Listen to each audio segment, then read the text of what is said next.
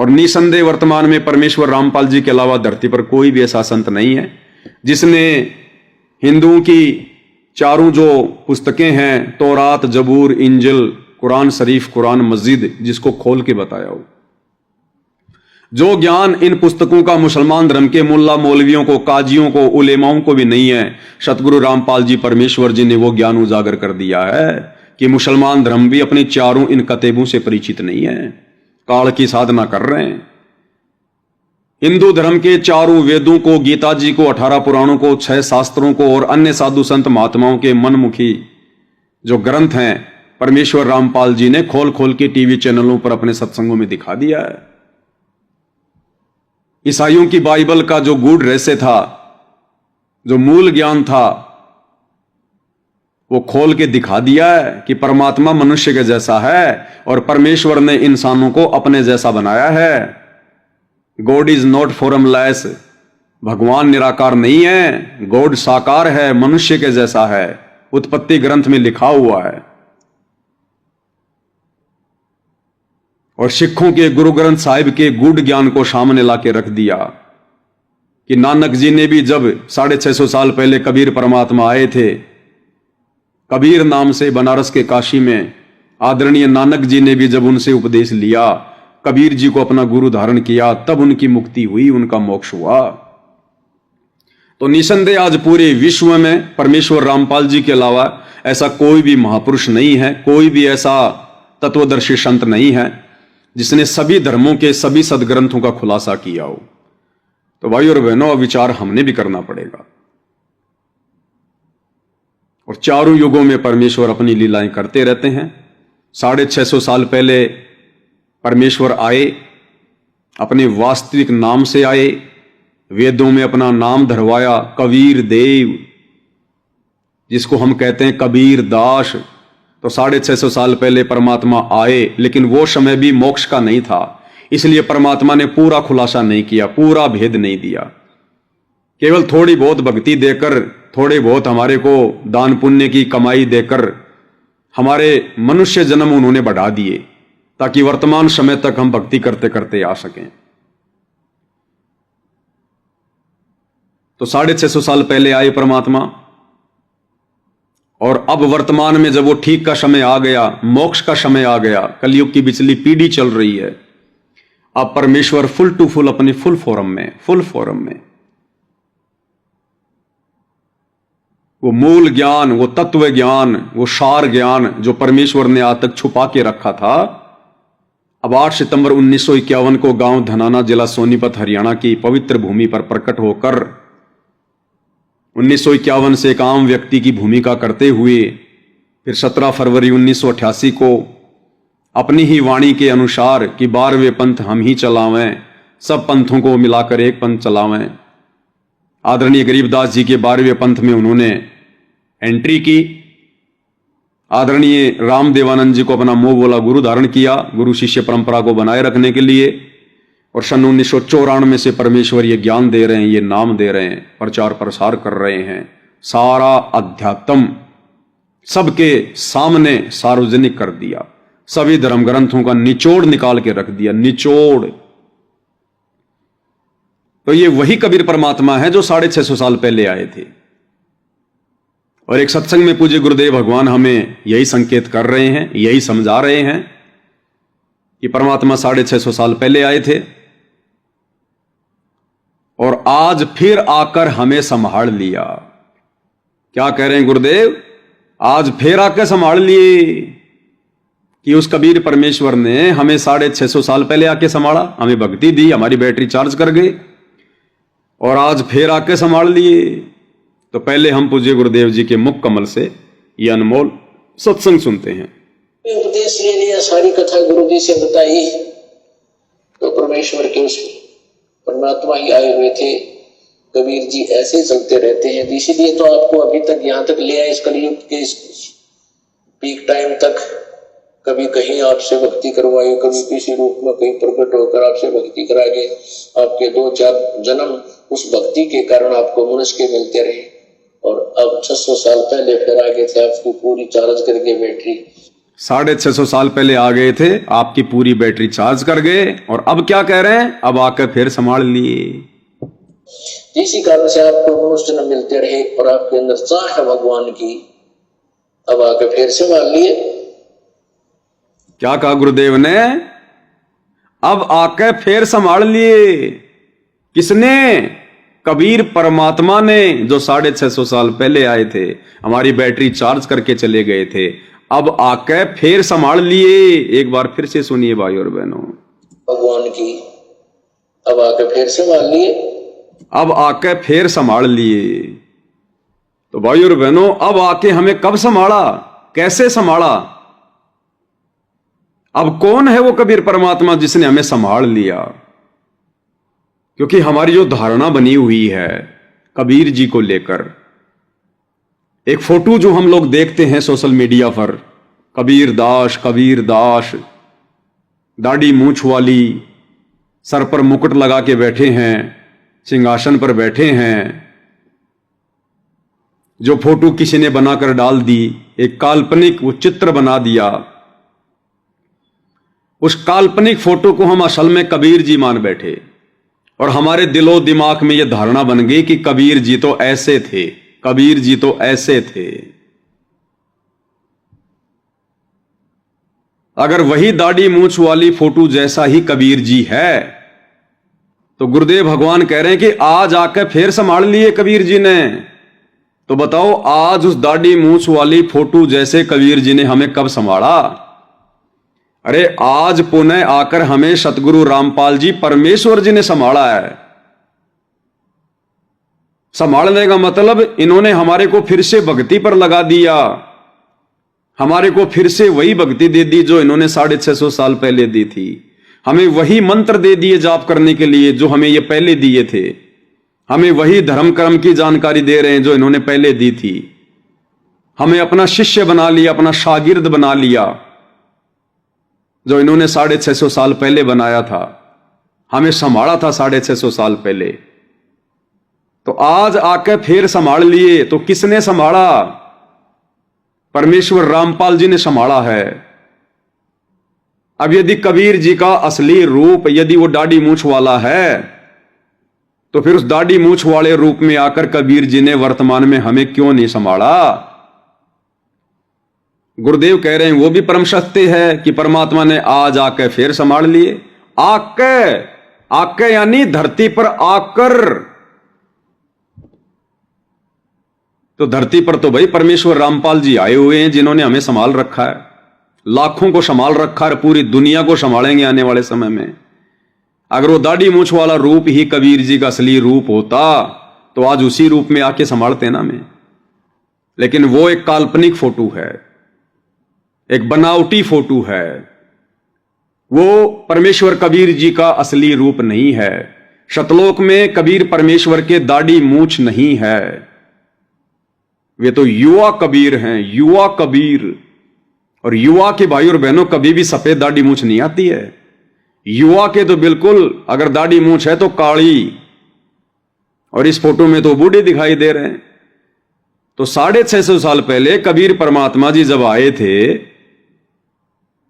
और जब सांसारिक तौर पर लीला करते करते जब वो वृद्ध हुए, बूढ़े हुए, उस समय को आधार बनाकर लोगों ने उनकी फोटो बनाई है।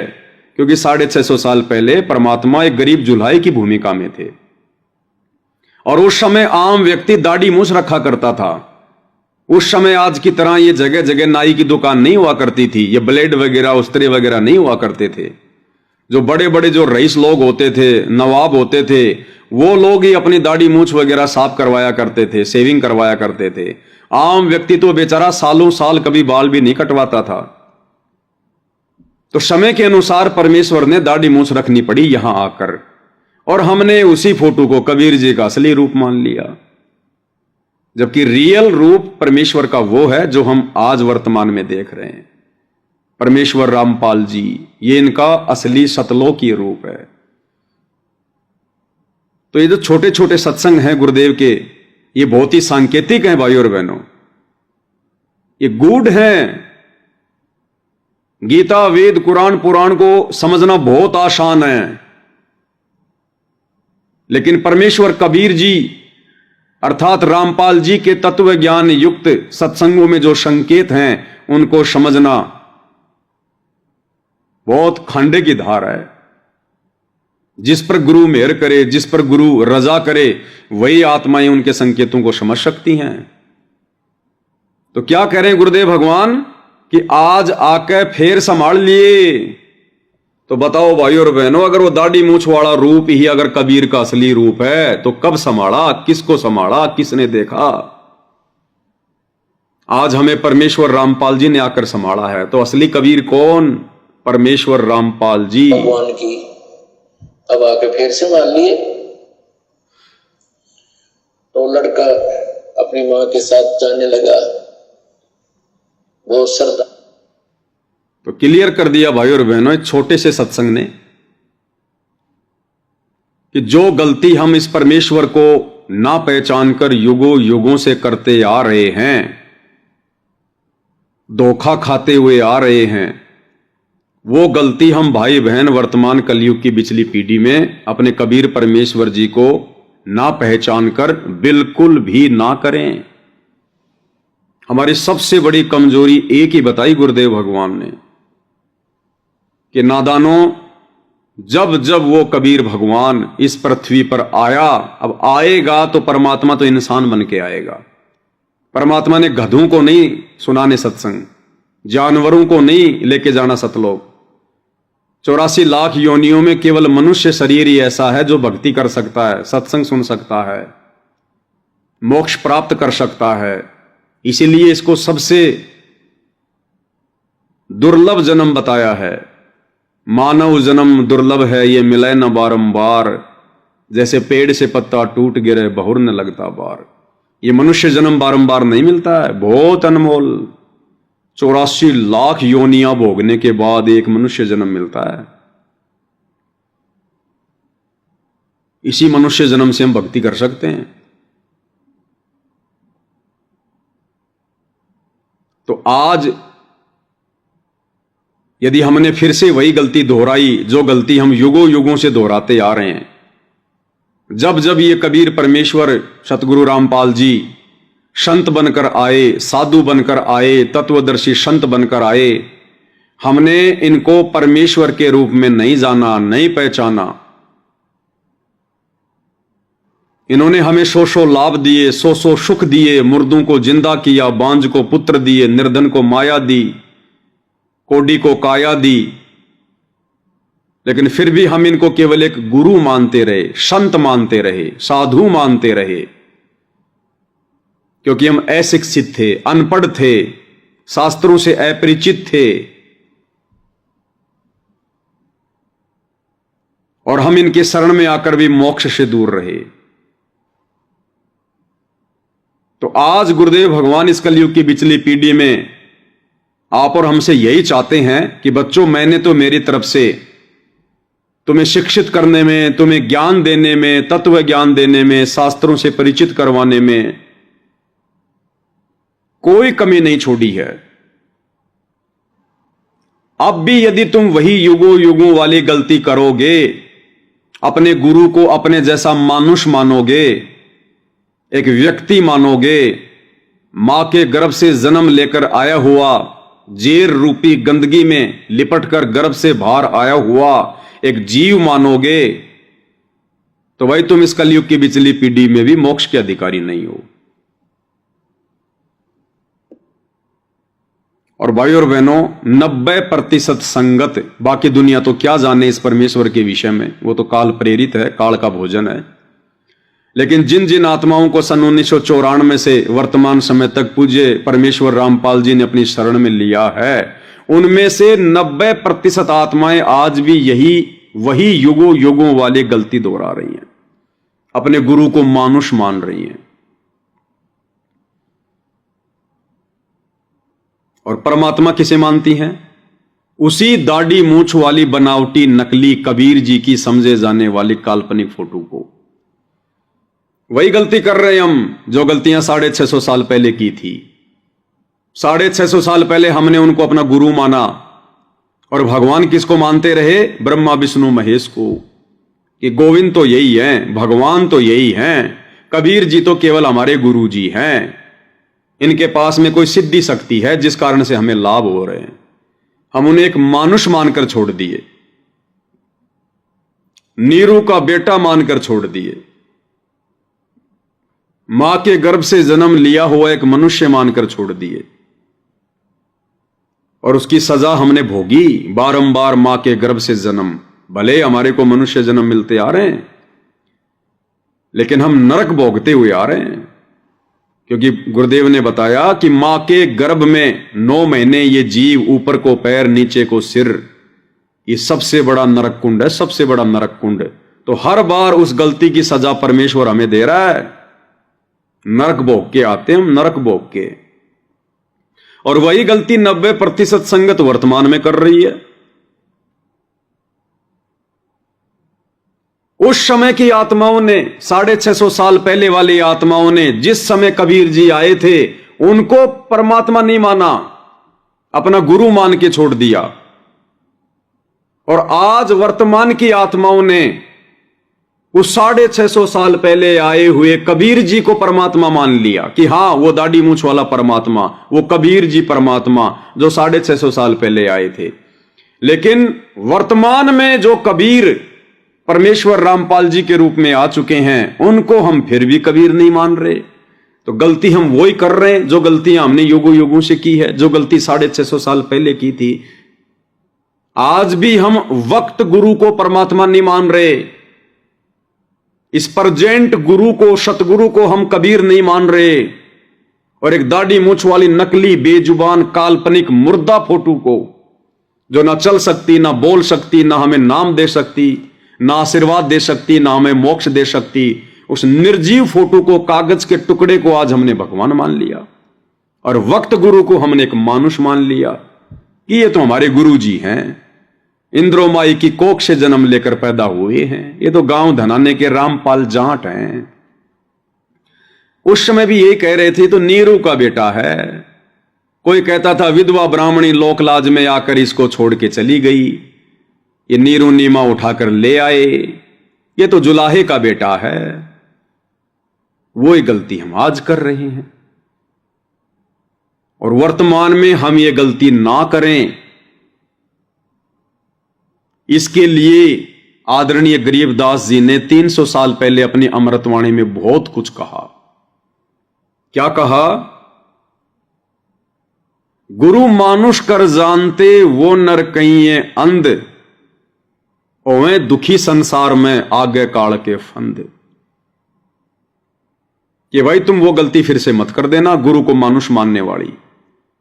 मानुष यानी मनुष्य। मनुष्य कौन? जो मां के गर्भ से जन्म लेता है। कि भाई अपने गुरु को उपदेश लेने के बाद में मानुष मानने की भूल मत करना, काल के जाल में जाओगे, मोक्ष प्राप्त नहीं करवा पाओगे।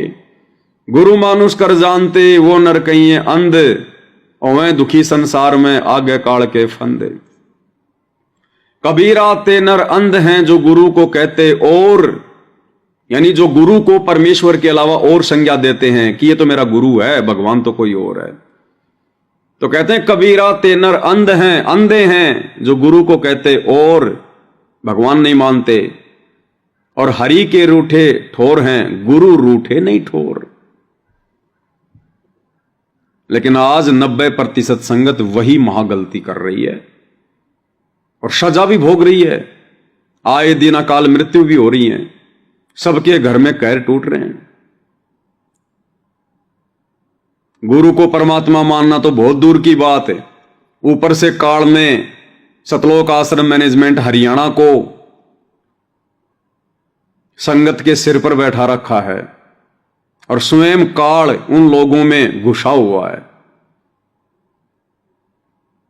जो सामान्य मर्यादा है भक्ति मार्ग की, वो भी फॉलो नहीं करने दे रहा। तो भाई और बहनों, ये इस कलयुग की बिचली पीढ़ी में मोक्ष प्राप्त करने के लक्षण नहीं हैं। सर्वप्रथम तो हमने सत्सेवक भाई बहनों की तरह, साध संगति से जुड़ी हुई परमेश्वर की विशेष प्यारी आत्माओं की तरह तन मन से, दिलो जान से, आत्मा से, हृदय से ज्ञान को आधार बनाकर परमेश्वर रामपाल जी को कबीर भगवान मानना पड़ेगा, क्योंकि इनके अलावा सृष्टि में दूसरा कोई कबीर है ही नहीं। जो ये परमार्थ का कार्य इन्होंने किया है, ये अन्य कोई कर ही नहीं सकता, राजा भी नहीं कर सकता। धर्मशास्त्रों का जो निष्कर्ष इन्होंने निकाल कर दे दिया, यहां ब्रह्मा विष्णु महेश भी आज तक नहीं बता पाए, नहीं समझा पाए। और इनकी शरण में आने के बाद में जो आध्यात्मिक भौतिक लाभ इन्होंने दे दिए, यहां की ये परम शक्तियां ब्रह्मा विष्णु महेश की भक्ति करके भी कोई प्राप्त नहीं कर सकता। तो इनके अलावा दूसरा कोई परमेश्वर नहीं है। तो सर्वप्रथम तो सत्सेवक भाई बहनों की तरह ज्ञान को आधार बनाकर हमने अपने गुरु को ही परमेश्वर के रूप में मानना पड़ेगा, जानना पड़ेगा। उसके बाद उनके द्वारा हमें जो मर्यादाएं बताई गई हैं, जो नियम बताए गए हैं, हमने दृढ़ता के साथ उन सारे नियमों को फॉलो करना पड़ेगा। उन नियमों को निभाने के रास्ते में चाहे हमारा खुद का परिवार आए, चाहे समाज आए, चाहे रिश्तेदारियां आए, चाहे काम धंधा आए, हमने एक झटके में उनसे दूर हो जाना है। एक झटके में हमने ना किसी से लड़ाई करनी, ना झगड़ा करना, ना मनमुटाव करना, ना राग द्वेष ईर्ष्या करनी, लेकिन हमने अपनी मर्यादाओं को बचाना है, अपनी भक्ति को बचाना है। भाई घर छूटो, चाहे जग रूठो, चाहे रूठो ये संसारा हो, अरे फिर कौन सुनेगा इस काललोक में जय गुरु रूठ गया मारा हो। आज यदि हमने गुरु को परमात्मा नहीं माना, मर्यादाओं में नहीं रहे, देखा देखी में चलते रहे, मोक्ष तो होगा नहीं। और फिर हमारे को क्या होगा? इस भक्ति के कारण हमारे को बहुत सारे मनुष्य जन्म मिलेंगे। उन मनुष्य जन्मों में हमारे ऊपर संस्कार व आपदाएं आएंगी। कभी आंख फूटेगी, कभी एक हाथ कटेगा, कभी एक्सीडेंट होगा, कभी आंखों के सामने बेटा मरेगा, कभी बेटी मरेगी। क्योंकि जब ये परमात्मा कबीर धरती पर संत रूप में आता है तो ये भाग्य से अधिक देता है, हमारी आने वाली आपत्तियों को टालता है। और जब गुरु रूप में आए हुए परमेश्वर कबीर जी वापस सतलोक को चले जाते हैं, उसके बाद भाई और बहनों फिर हमें वैसा ही मिलना शुरू हो जाता है जैसे हमारे संस्कार में होता है। फिर हमने जो बैटरी चार्ज कर ली है, जो भक्ति धन इकट्ठा कर लिया है, उस आधार से ही फिर हमारे को सुख या दुख मिलेगा, लाभ या हानि होगी। फिर आज जैसे वर्तमान में परमात्मा हमारे भाग्य में लिखी हुई आपदाओं को टाल रहे हैं, ऐसा नहीं टालेंगे। फिर सतलोक में बैठकर परमात्मा वही देगा जो हमारे भाग्य में लिख दिया होगा।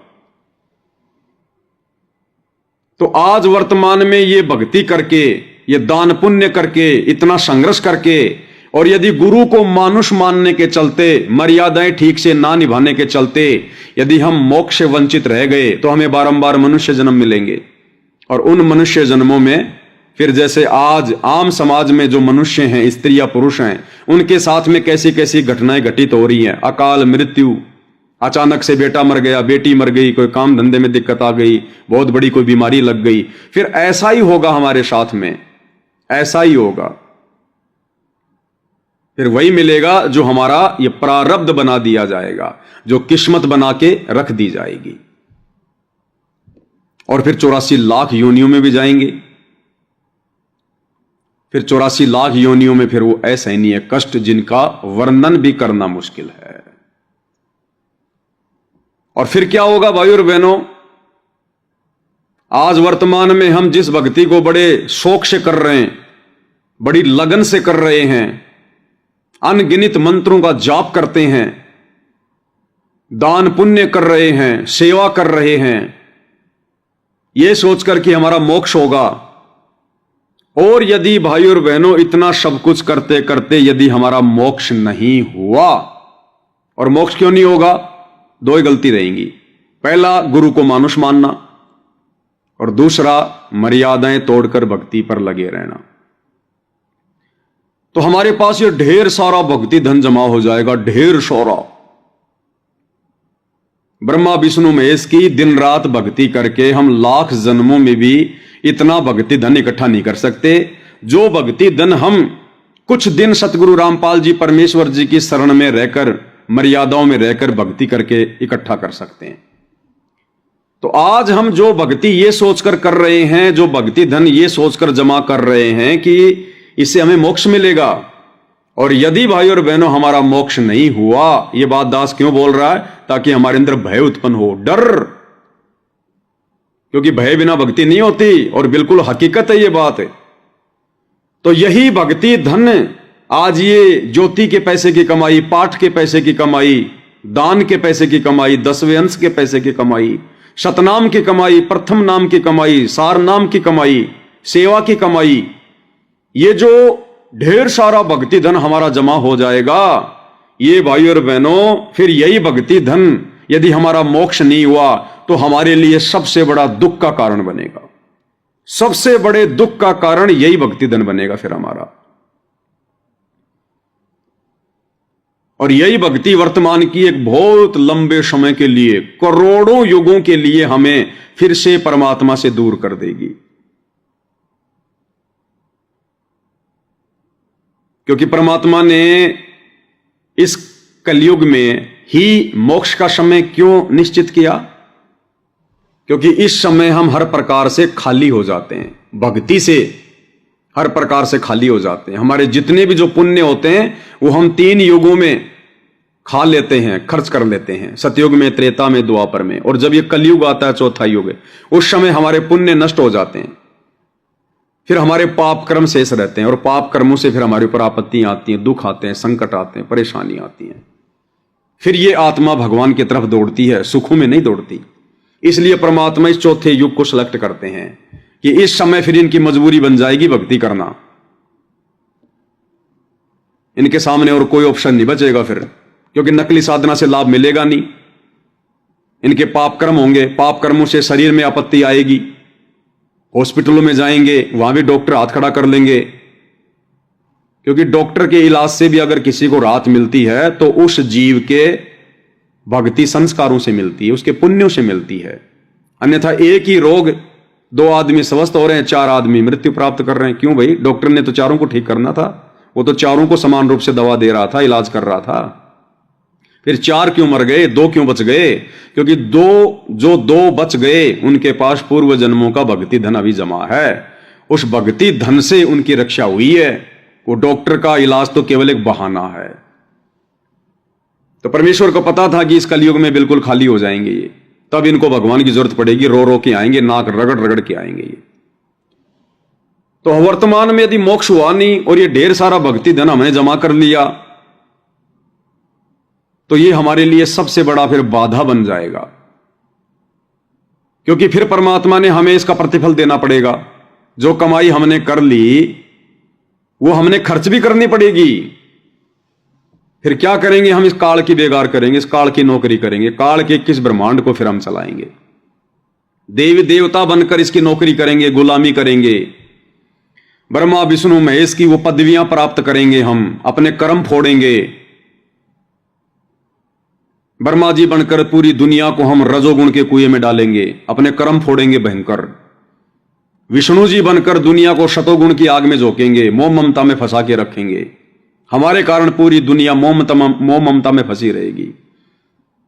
हम तो बन के बैठ गए विष्णु जी, ब्रह्मा जी और शंकर जी, और नीचे परमात्मा जैसे वर्तमान में आत्माओं को समझा रहे हैं, लेकिन तीनों गुणों के प्रभाव से नहीं समझ पा रहे। तो आज दोषी कौन बन रहे हैं? वो ब्रह्मा विष्णु महेश दोषी बन रहे हैं। वो आत्माएं जो कभी इसी प्रकार कलयुग की पिछली पीढ़ी में आप और हमारी तरह भगत थे, आज वो संसार को फंसाने के लिए निमित्त बने हुए हैं।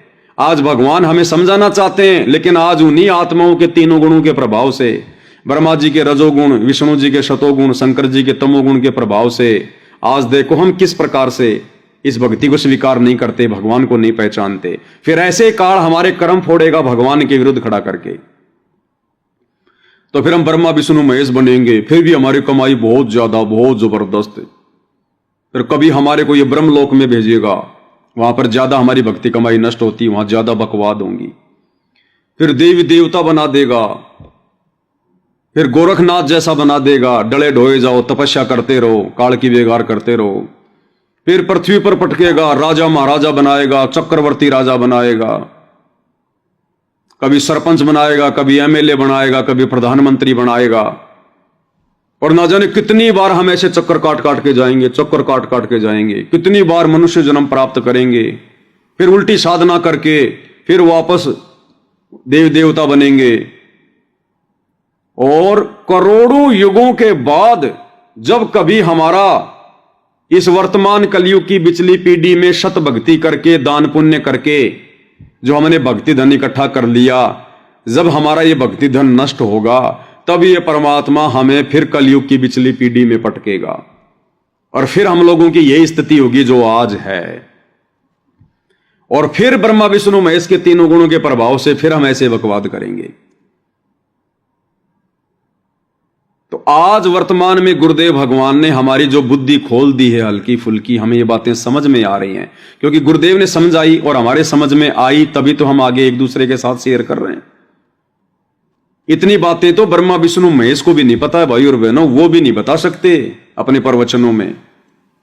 जबकि 88,000 ऋषि श्री ब्रह्मा जी को वेदों का प्रकांड ज्ञाता मानकर उनके दरबार में बैठकर उनसे वो कथाएं सुनते हैं और उनकी वाहवाही करते हैं, वाह ब्रह्मा जी क्या ज्ञान दिया।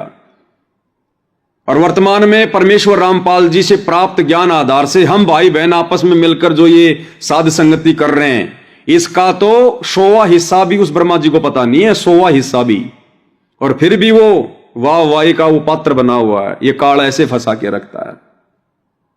तो आज ये थोड़ी बहुत बातें जो हमें समझ में आ गई है भाई और बहनों, इसलिए अब हमने विचार करना चाहिए कि इस प्रकार कलयुग की बिचली पीढ़ी में आके ढेर सारा भक्ति धन जमा करके आप और हम भगत भाई बहन करोड़ों बार धोखा खा चुके हैं, करोड़ों बार।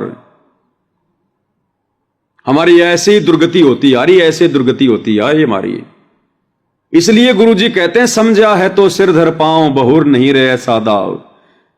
कि भाई आत्मा, अगर तेरी ये बात समझ में आ गई है कि तेरी ऐसी ऐसी दुर्गति अनेकों बार ये काल कर चुका है, अनेकों बार तू कलयुग की बिचली पीढ़ी में सतगुरु से सत भक्ति लेकर अपनी बैटरी चार्ज करके काल के हत्थे चढ़ चुका है,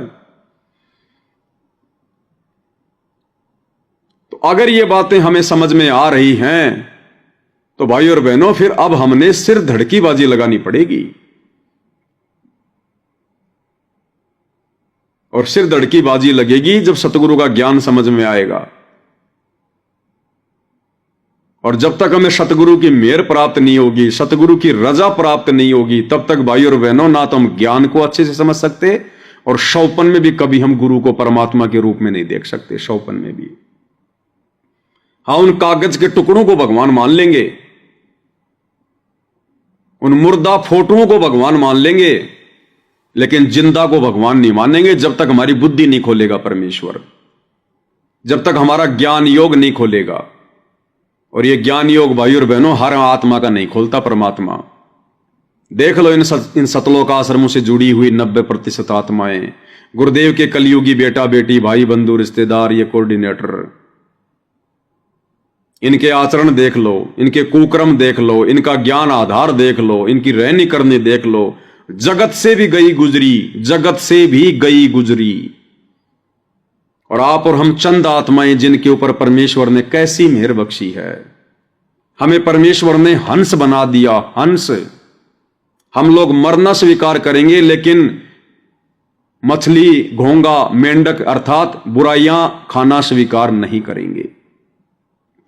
अब हम इस परमेश्वर को त्यागना स्वीकार नहीं करेंगे, भले हमारा शरीर क्यों ना त्यागना पड़ जाए। हम ये मर्यादा तोड़ना स्वीकार नहीं करेंगे, भले हम खुद क्यों ना टूट जाएं। हम इस परमेश्वर से अपना हाथ छुटाना स्वीकार नहीं करेंगे, भले हमारा परिवार समाज क्यों ना छूट जाए। तो ऐसी रजा आत्माओं पर परमेश्वर रामपाल जी की भाई और बहनों अनंत युगों उपरांत होती है, अनंत युगों उपरांत। ये बुद्धि नहीं खुलती भाई और बहनों, नहीं खुलती।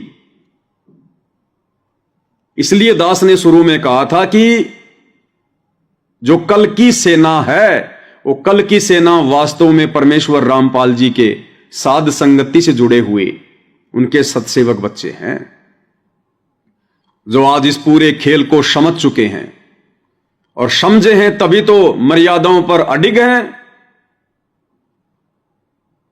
आत्म कल्याण के मामले में ना हम अपने पति की सुनते, ना अपनी पत्नी की सुनते, ना मां बाप की, ना सास ससुर की, ना समाज की, ना रिश्तेदारों की।